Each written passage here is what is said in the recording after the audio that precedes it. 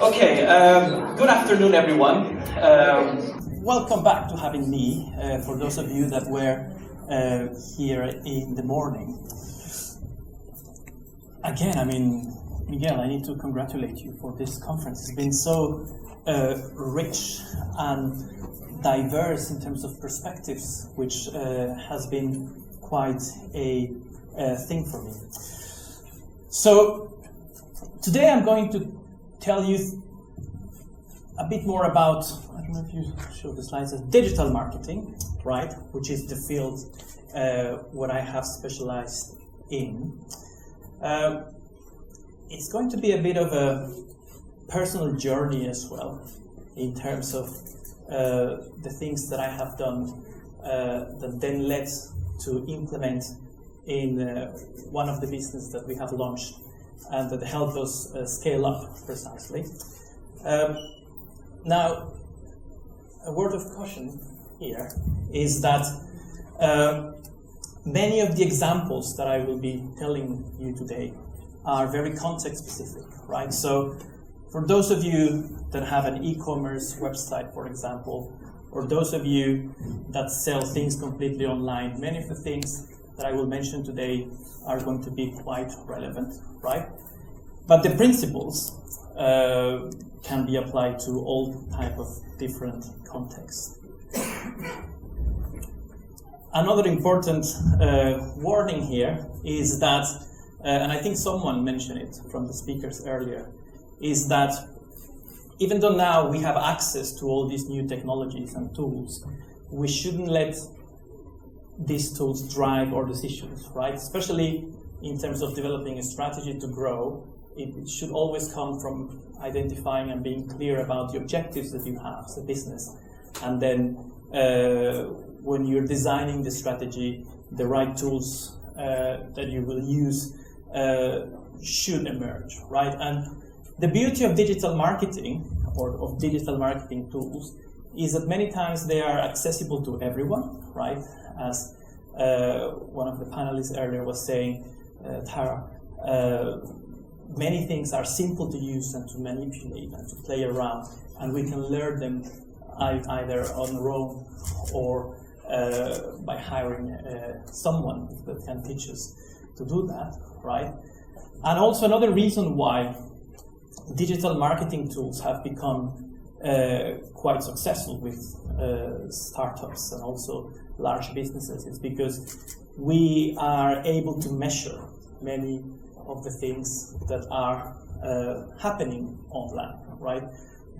Sometimes even we are able to measure too much, right? We had the scandal of Cambridge Analytica last year because Facebook was able to predict many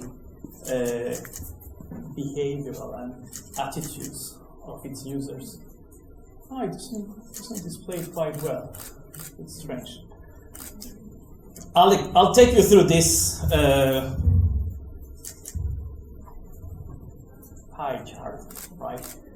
I'm sure if you have, those of you that work in marketing, and if you have read any blog about marketing and digital marketing, you have come across this figure that doesn't display quite well in terms of different media types, right? Basically, we could classify things into paid, earned, and own media types, right? And for me, when I was trying to plan this session, and once I looked what other people were going to talk about, right, I saw that some people were covering things such as paid, right? So this afternoon we will have Alex taking us through Facebook ads and all these different things. And someone else also mentioned earned media, right? And how it's quite fashionable as well to use influencers as well, or develop campaigns for others to talk about us. But one of the media types that is usually disregarded is own media, right?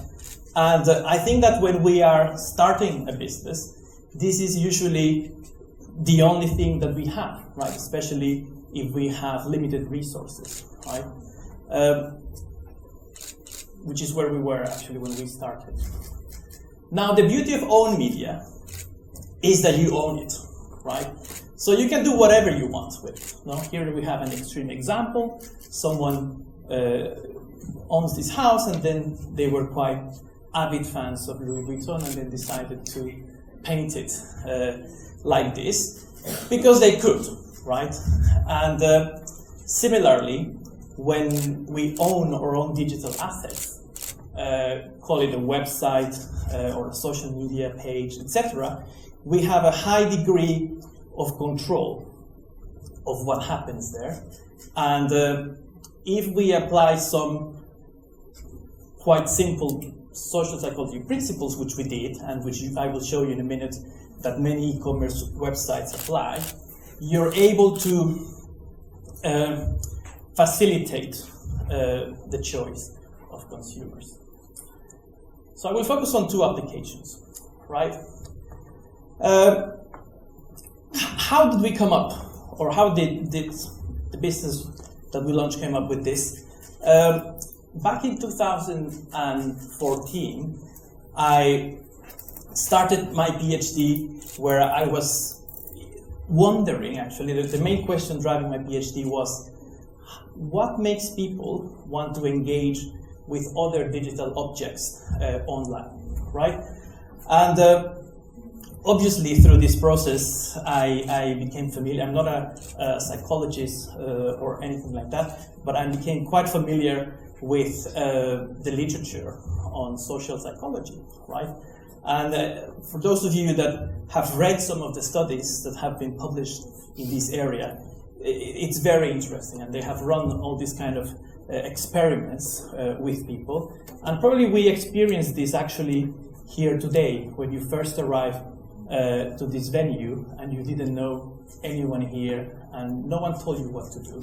So you pretty much started to look at what other people were doing, right? And then you realize, oh, the queue is here, or people seem to be asking here questions of what we need to do.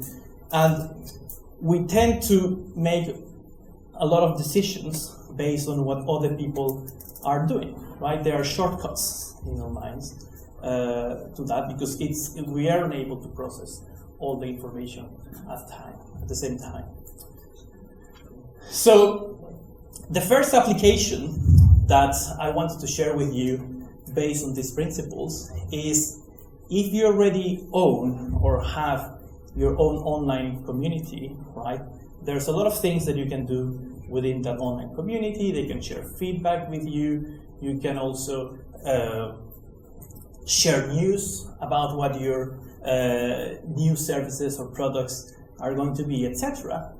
But something that is usually disregarded, actually, is once you have built a certain amount of numbers of members in this online community, how can you make that people work harder for you, right, and make it easier for others to convince to buy your product? And again, imagine you are an e-commerce website, right, selling jewelry here, and you have spent thousands, if not hundreds of thousands of euros or pounds or dollars or whatever in building this community, right? And so you have your Facebook fan page, it has almost 1 million users, but you also have your e-commerce site, right? Then probably some of you already know there are certain social plugins that enable you to bring those communities into different parts of your websites, right? And because you own the website, you can do it here, right?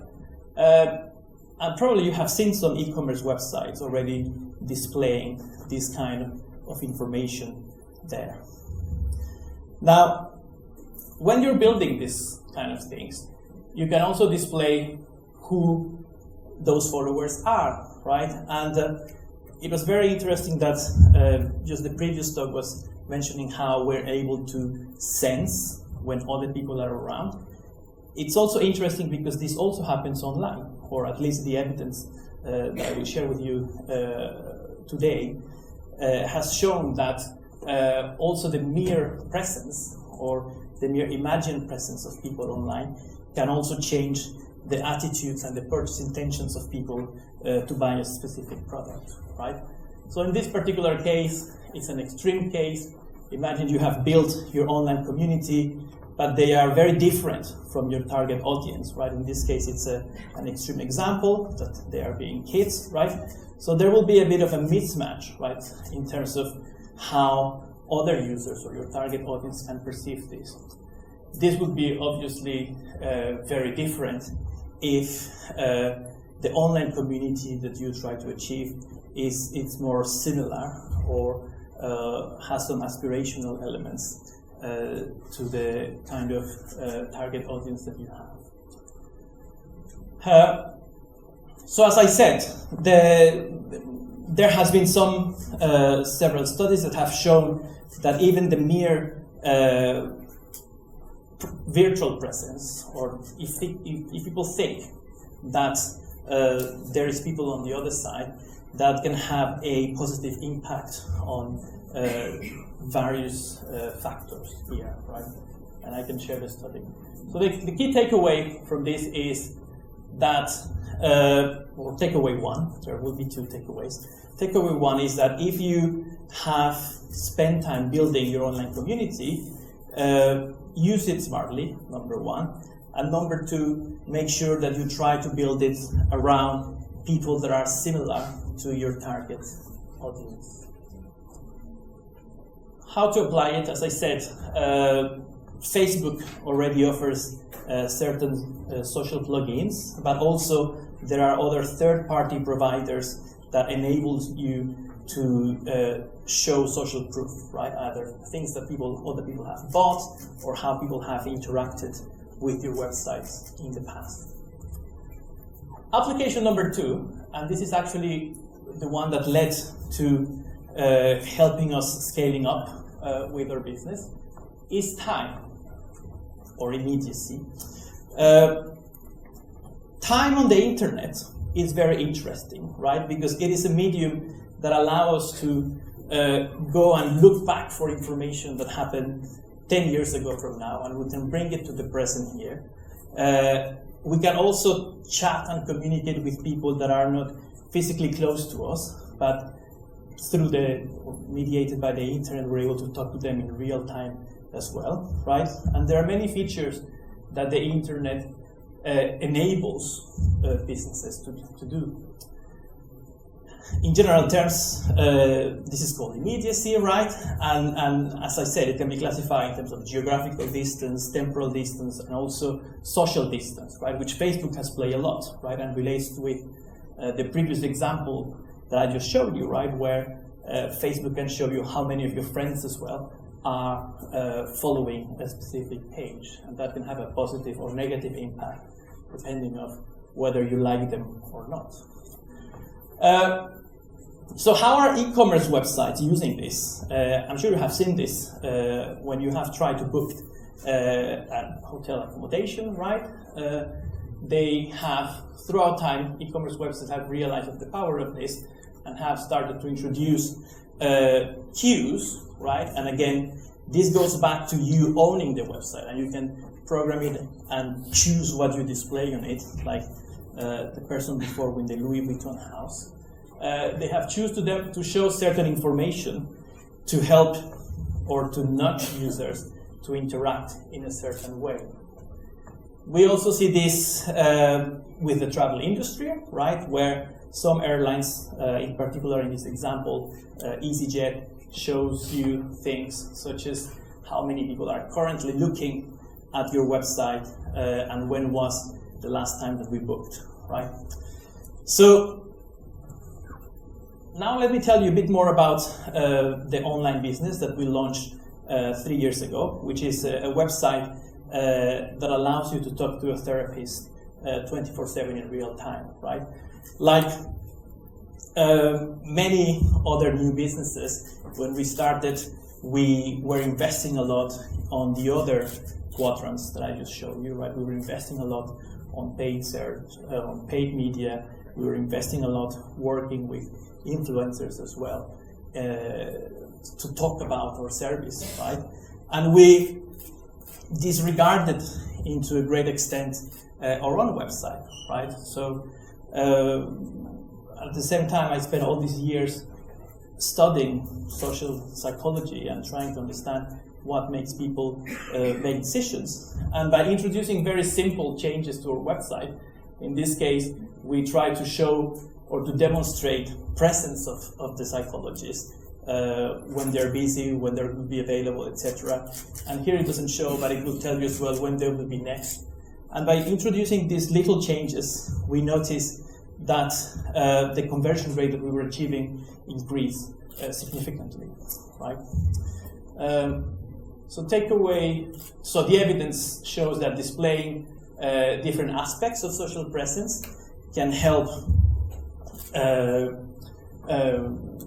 with the engagement of brand objects or other types of digital objects as well. And the takeaway of this would be that immediacy, so the different types of immediacy that exist online, can really help you. Like if you're the type of business, again, as in the examples that I just showed you, that sells something online, you should learn from what other e-commerce websites are doing and also try to actively control it and display it in a smart manner. So to summarize, I think, or hopefully, you found these examples valuable. I mean, the way we saw it is that we were leveraging on the presence of our therapists in this example, and also other e-commerce websites are leveraging on the presence of other users that are using their websites to do the heavy lift and try to nudge people to use or to buy the service. That's it. Any questions?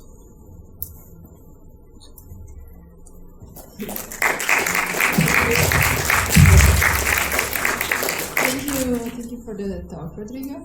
Thank you. And something that I took from it was to also shift my perspective to my own media. I never thought about this. I never, because we are always into buying ads and SEO and everything, but I never thought about my own community and how to leverage that and making them the stars of the community and making them the promoters of my products. So this is something that I got from that, and I don't have a specific question, only something that I came up like ideas is to test and put my photo, my face, in the order page. Because people buy when they see a friendly face and they see someone. So it's something that I'm gonna test. Because I like the implementation with the social proof and popping, like someone bought in the last 5 days, I did it, but this one. Yes, of course. I mean, and you can see that as well, that platforms like Facebook, they've been playing a lot with it, right? So, and even WhatsApp, they show you, for example, when people last log in and all these kind of things, and all this kind of, if you remember when early stages, right, that didn't exist, and all those features aim to increase the engagement and the interaction. So, exactly. And you can control it. And funny enough, yesterday I wanted to buy a ticket to NOSA Live, and I went on one of the websites which they sell tickets, and I saw the same thing, the social proof, like 33 people bought in the last 10 minutes or so, and tickets are selling fast. And because I know all of this, I was like, should I buy now? Because it's this urgency, is this like social proof? And then I said, no, I know all these marketing tricks. I buy tomorrow. I buy when I have more time, because I don't know about you guys, but being a marketer, it's also a gift and a cure that you become, numb to all of these marketing strategies, right? Yeah, well done for resisting. Yes, but I'm going to buy it because I'm going to go. Yeah, but thank you very much for shifting a perspective to own media. Thank you. Thank you again.